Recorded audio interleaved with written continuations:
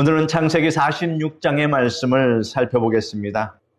1절에서 7절 말씀, 7절까지 같이 읽겠습니다. 이스라엘이 모든 소유를 이끌고 떠나 브엘세바에 이르러 그의 아버지 이삭의 하나님께 희생 제사를 드리니 그 밤에 하나님이 이상 중에 이스라엘에게 나타나 이르시되 야곱아 야곱아 하시는지라. 야곱이 이르되 내가 여기 있나이다 하매 하나님이 이르시되 나는 하나님이라 내 아버지의 하나님이니 애굽으로 내려가기를 두려워하지 말라. 내가 거기서 너로 큰 민족을 이루게 하리라. 내가 너와 함께 애굽으로 내려가겠고 반드시 너를 인도하여 다시 올라올 것이며 요셉이 그의 손으로 내 눈을 감기리라 하셨더라. 야곱이 브엘세바에서 떠날새 이스라엘의 아들들이 바로가 그를 태우려고 보낸 수레에 자기들의 아버지 야곱과 자기들의 처자들을 태우고 그의 가축과 가나안 땅에서 얻은 재물을 이끌었으며 야곱과 그의 자손들이 다 함께 애굽으로 갔더라. 이와 같이 야곱이 그 아들들과 손자들과 딸들과 손녀들 곧 그의 모든 자손을 데리고 애굽으로 갔더라. 요셉의 살아있다는 소식을 들은 야곱은 이제 망설일 이유가 없었습니다. 그래서 온 가족을 이끌고 애굽으로 가기로 결정을 했습니다. 그런데 애굽으로 가기 전에 그의 고향 헤브론에서 브엘세바에 이르렀을 때 거기서 제단을 쌓고 희생 제사를 드렸다. 성경은 그렇게 기록을 하고 있습니다. 여기 지도에 보면은 지금 야곱이 있는 곳이 바로 이 헤브론입니다.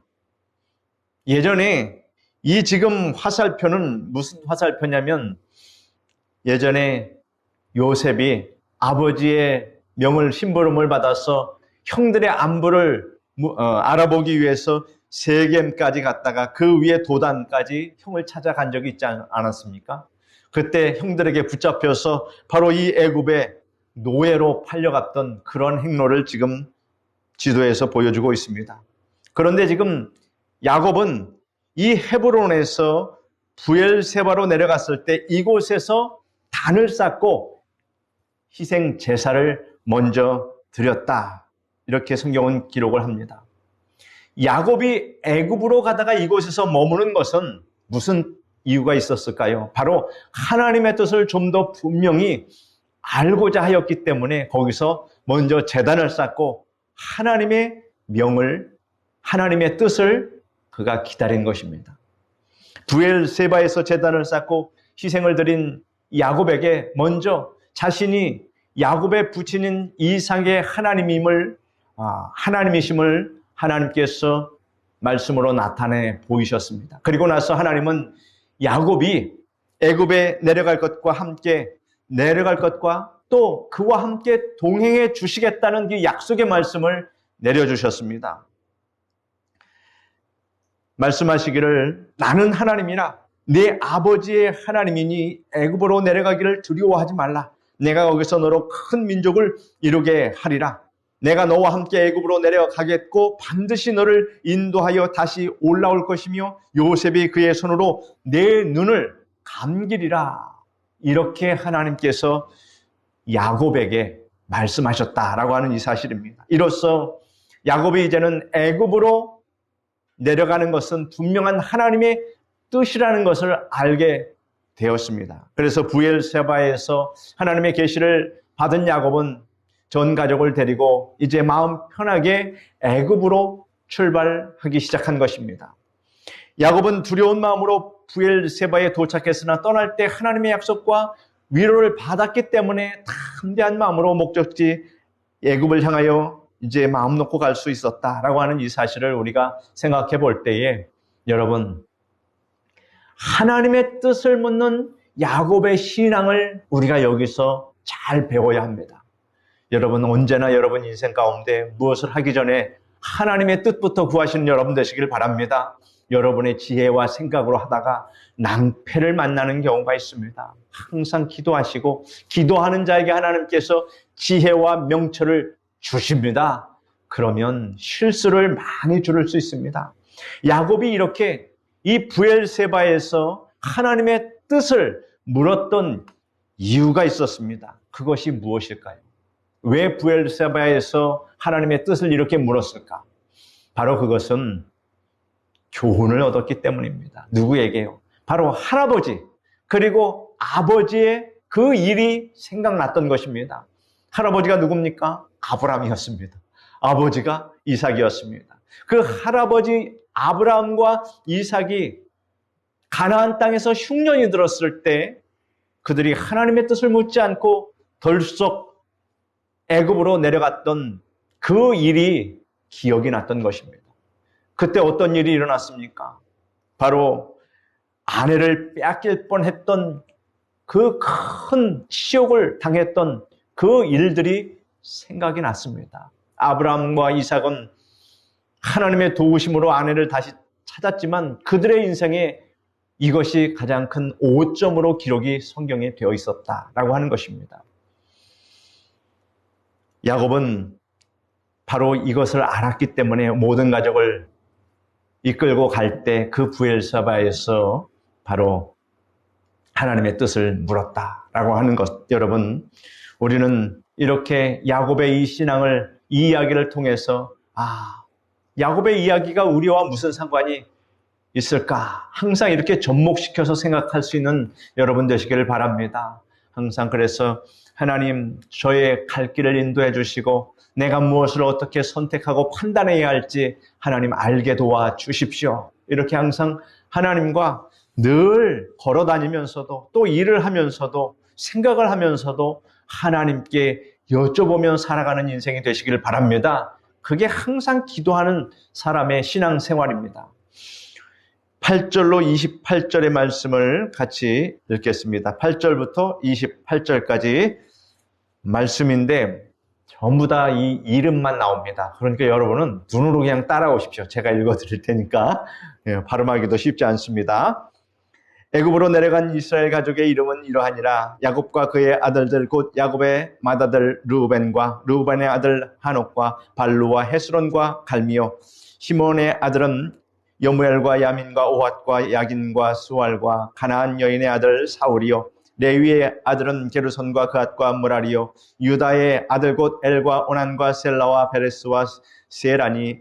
엘과 오난은 가나안 땅에서 죽었고 베레스의 아들은 헤스론과 하무리비요. 이사갈의 아들은 돌라와 부아와 욥과 시므론이요. 스불론의 아들은 세렛과 엘론과 얄리엘이니. 이들은 레아가 바단 아람에서 야곱에서 난 자손들이라. 그 딸 디나를 합하여 남자와 여자가 33명이며 가세 아들 시변과 학기와 수니와 에스본과 에리와 아로디와 아렐리요. 아셀의 아들은 임나와 이스와와 이스위와 부리아와 그의 누이 세라며 또 부리아의 아들 헤벨과 말기엘이니.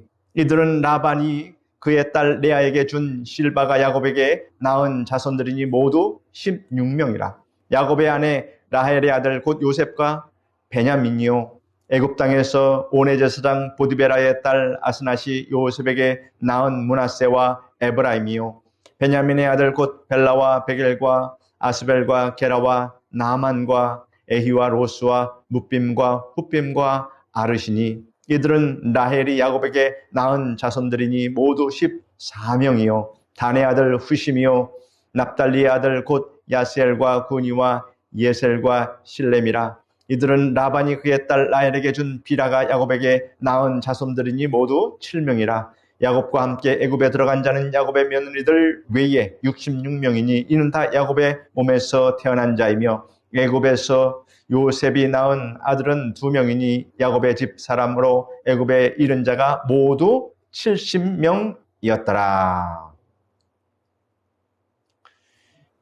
야곱의 가족을 이름을 전부 다 이렇게 상세하게 기록하였습니다. 왜 성경은 이렇게 이름을 다 기록하고 있었을까? 그 이유는 바로 하나님이 야곱의 모든 가족을 다 구원하셨음을 말하기 위함입니다. 또 더 넓은 의미에서 장차 이들이 이제 출애굽할 때 애굽에서 나올 때 그 수요를 비교하기 위한 것이기도 합니다. 하나님께서 아브라함과 이삭과 야곱에게 언약하신 자손의 번영의 약속이 얼마나 완전하게 이루어졌는가를 또 성경은 증명하고 있습니다. 모두 70명이라고 했는데 여러분 사도행전에는 75명이라고 기록하고 있습니다. 사도행전에서는 여기서는 보면 야곱의 며느리들은 제외하고 그랬는데 사도행전에서는 이 야곱의 며느리를 포함시켜서 75명으로 기록한 것으로 그렇게 보여집니다. 며느리는 야곱의 핏줄이 아니기 때문에 여기서는 제외했지만 그래도 시대가 많이 지나서 며느리도 가족으로 그렇게 포함시키지 않았나 그렇게 생각이 됩니다. 애굽으로 내려간 야곱의 가족이 몇 명이었다고 했습니까? 70명이었는데 출애굽할 때는 이제 430년이 지나서 출애굽할 때는 그 장정만 남자 장정만 60만 명이었으니 아이들과 노인들과 여자들을 합치면 200만 명이 훨씬 넘었다라는 사실입니다. 75명의 인구가 무려 400년 동안 2만 7천 배나 번성하여 인구가 200만이 된 것입니다. 성도 여러분, 하나님이 아브라함에게 뭐라고 약속하셨습니까? 내 자손이 하늘에 셀 수 없는 별과 같고 바닷가의 모래와 같게 될 것이라는 이 언약의 말씀을 주시지 않았습니까? 그런데 그 언약의 말씀을 하나님은 잊지 않으셨습니다. 그리고 하나님은 그렇게 약속하신 것을 철저하게 우리 눈으로 확실하게 보고 판단할 수 있도록 그렇게 약속을 지켜주셨다라고 하는 이 사실을 여러분 아시기를 바랍니다. 하나님의 말씀은 원칙이 있습니다. 1.1획이라도 떨어지지 아니하며 하신 말씀은 그대로 다 이루어진다라고 하는 이 확고부동한 하나님의 원칙을 믿으시기를 바랍니다. 28절로 34절의 말씀까지 같이 읽겠습니다. 야곱이 유다를 요셉에게 미리 보내어 자기를 고센으로 인도하게 하고 다 고센 땅에 이르니 요셉이 그의 수레를 갖추고 고센으로 올라가서 그의 아버지 이스라엘을 맞으며 그에게 보이고 그의 목을 어긋맞춰 안고 얼마 동안 울매 이스라엘이 요셉에게 이르되 내가 지금까지 살아있고 내가 내 얼굴을 보았으니 지금 죽어도 족하도다. 요셉이 그의 형들과 아버지의 가족에게 이르되 내가 올라가서 바로에게 하려 이르기를 가나안 땅에 있던 내 형들과 내 아버지의 가족이 내게로 왔는데 그들은 목자들이라 목축하는 사람들이므로 그들의 양과 소와 모든 소유를 이끌고 왔나이다 하리니 바로가 당신들을 불러서 너희의 직업이 무엇이냐 묻거든 당신들은 이르기를 주의 종들은 어렸을 때부터 지금까지 목축하는 자들이 온데 우리와 우리 손주가 다 그러하니이다 하소서. 애굽 사람은 다 목축을 가증히 여기나니 당신들이 고센 땅에 살게 되리이다. 아멘.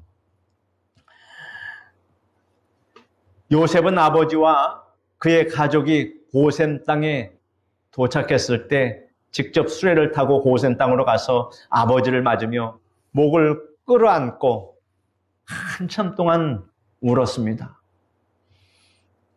고센 땅이 어딘지 지도에 지금 나와 있는데 여러분 이 부엘세바에서 온 가족을 이끌고 고센 땅으로 갑니다. 이 전체가 다 애굽 땅입니다. 애굽 땅은 아주 큰 나라입니다. 그 중에 여기가 바로 고센 땅인데 여기 지중해 남쪽에 이곳이 삼각주입니다.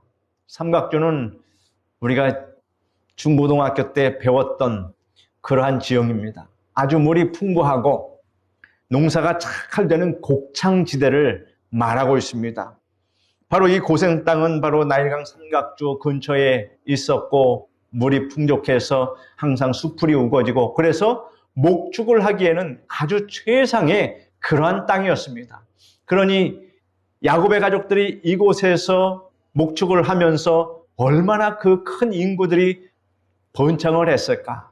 하나님께서 그들에게 또 건강도 주셨고 번창케 하는 은혜도 물론 내려주셨을 것입니다. 어쨌든 야곱의 가족들은 이 고센 땅에 들어가서 몇 년을 살았느냐? 430년을 이곳에서 살다가 이제 출애굽을 하게 된다라고 하는 이 사실입니다. 이 고센 땅에서 야곱과 요셉이 드디어 22년 만에 이제 만난 겁니다. 제가 아주 어렸을 때 그 이산가족 찾기, 그때 TV가 아주 흑백 TV였는지 칼라 TV였는지 잘 기억이 안 나지만 KBS에서 했던 이산가족 찾기 여러분 많이 보셨을 거예요. 저도 안방에서 저희 아버지와 같이 그 KBS 그것을 보면서 참 어린 나이였지만 참 감동적이었습니다. 그 기둥에다가 벽에다가 사람을 찾는다고 자식을 찾고 어머니를 찾고 아버지를 찾는다고 방을 붙이면서 그 생방송이 아마 굉장히 기네스북에 올라갈 정도로 오랫동안 했는데 그것을 보는 사람이 눈물을 흘리지 않은 사람은 아마 없었을 것입니다.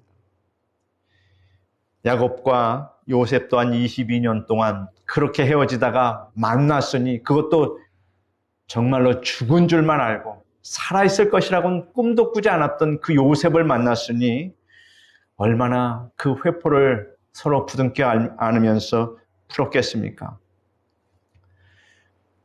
이러한 성경의 이야기를 우리가 그냥 읽어가는 것보다는 우리가 그때의 상황을 한번 상상하면서 같이 읽어보면 참으로 감동이 있을 것입니다. 야곱이 요셉을 만난 것은 죽었던 아들이 살아난 것이며 잃었던 아들을 다시 찾은 그런 기쁨이었습니다. 이것은 경험해보지 않은 사람은 도저히 알 수 없는 그런 일일 것입니다. 지금까지 야곱의 인생이 어떻습니까? 참 파란만장했습니다. 고생도 참 많이 했습니다. 그런데 이제 그의 인생에서 최고의 행복이 찾아온 것입니다. 그는 이제 죽을 때가 되면 언제든지 편안하게 죽을 수도 있다 하는 그런 마음의 여한이 완전히 풀린 것입니다. 여러분, 이것은 하나님께서 예정하신 하나님의 은혜라고 하는 것을 여러분 아시기를 바랍니다.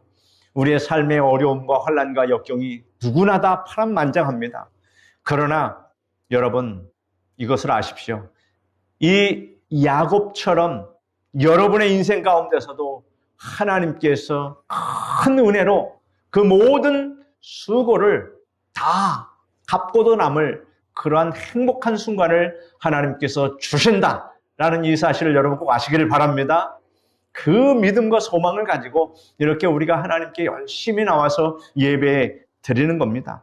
이 고센 땅은 아주 비옥한 땅이고 목축하기에 부족함이 없는 땅이어서 이제 야곱은 이 땅에서 살아가는데 여러분 아들이 누굽니까? 아들이 애굽의 총리입니다. 그러니 무엇이 이제 부럽겠습니까? 참으로 인생이 역전이 돼도 이렇게 훌륭하게 역전된 것을 보면 하나님께서 우리 이름도 없이 빛도 없이 살아가는 우리 인생들에게 인생의 큰 역전을 이 야곱과 같이 시켜줄 날이 온다라고 하는 이 사실을 꼭 아시기를 바랍니다. 마침내 야곱은 요셉과 극적으로 재회하고 그들은 서로 간의 기쁨을 한없이 누렸습니다. 우리는 오늘 말씀을 통해서 하나님이 한 가족의 야곱 가족의 요셉 가족의 해피엔딩의 이야기만을 하신 것이 아니라는 사실을 꼭 알아야 합니다. 여러분 생각해 보십시오. 야곱 가족의 이야기, 요셉의 이야기가 우리와 무슨 상관이 있습니까? 우리 조상의 일도 아니고 아무 상관이 없는 일입니다, 사실은. 그런데 무엇을 봐야 하느냐? 야곱의 그 가족의 이야기를 통해서 하나님을 바라보실 줄 알아야 합니다. 하나님께서는 그렇게 약속하신 모든 것을 그대로 야곱 가족에 이루어준 것처럼 우리 가족 나에게도 그렇게 이루어 주신다 하는 이 하나님을 여러분 바라보시기를 간절히 바랍니다. 하나님께서 야곱을 이스라엘이란 이름으로 바꾸시고 그 이스라엘의 이름이 지금 이것이 몇천 년 전의 이야기 아닙니까? 그런데 야곱의 그 이스라엘 이름이 2025년도 지금도 이스라엘의 나라가 존속되게 하셨다라고 하는 것. 하나님께서 다윗 왕에게 네 왕위가 영원하리라고 약속해 주셨습니다. 지금 이스라엘의 국기가 바로 다윗의 깃발입니다. 여러분, 이거는 그냥 지나칠 내용의 이야기가 아닙니다. 이것은 사람의 힘으로는 할 수 없는 그러한 역사적인 이야기입니다. 하나님께서 이 이스라엘 민족에게 기적을 베풀어 주셨고 하나님께서 하신 그 언약을 완전히 성취해 주신 그러한 스토리입니다. 그러므로 우리가 이런 이야기를 통해서 하나님께서 이제 마지막으로 남겨두신 언약, 그것을 알아야 합니다. 바로 요한계시록의 말씀을 우리가 주목하지 않을 수 없다라고 하는 사실을 여러분 아시기를 바랍니다. 왜일까요? 이제 하나님의 마지막 이루어지지 않는 약속의 말씀이 요한계시록밖에 남지 않았다라고 하는 사실입니다. 그러면 요한계시록을 우리가 늘 생각하면서 이 마지막 때를 준비해야 합니다. 베드로가 그래서 말합니다. 같이 한번 읽어볼까요? 만물의 마지막이 가까웠으니 그러므로 너희는 정신을 차리고 근신하여 기도하라. 2000년 전에 베드로가 성도들에게 이와 같이 이야기했는데 그때도 마지막이 가까웠다고 했는데 지금 2000년이 지났습니다. 여러분, 마지막에 정말로 마지막 끝자락에 우리가 와 있다라고 하는 것을 여러분 이제는 뉴스를 통해서 유튜브를 통해서 세상이 어떻게 돌아가고 있는지 훤히 다 알고 있지 않습니까? 악한 자들이 더욱더 기승을 부리고 사랑이 식어지고 하나님을 배도하는 일들이 지금 넘쳐나게 이루어지고 있다라고 하는 이 사실입니다. 그러므로 우리가 근신하여 깨어 기도하는 자만이 여러분 해피엔딩의 인생이 될 줄로 믿습니다. 그러므로 항상 근신하고 깨어 기도하는 여러분 되시기를 축원합니다. 기도하겠습니다. 거룩하신 하나님 감사합니다. 야곱과 요셉의 가족의 이야기를 통해서 우리가 알 수 있는 것은 하나님께서는 약속하신 그 언약의 말씀을 반드시 완전하게 이루어 주신다는 그 교훈을 우리가 봤습니다.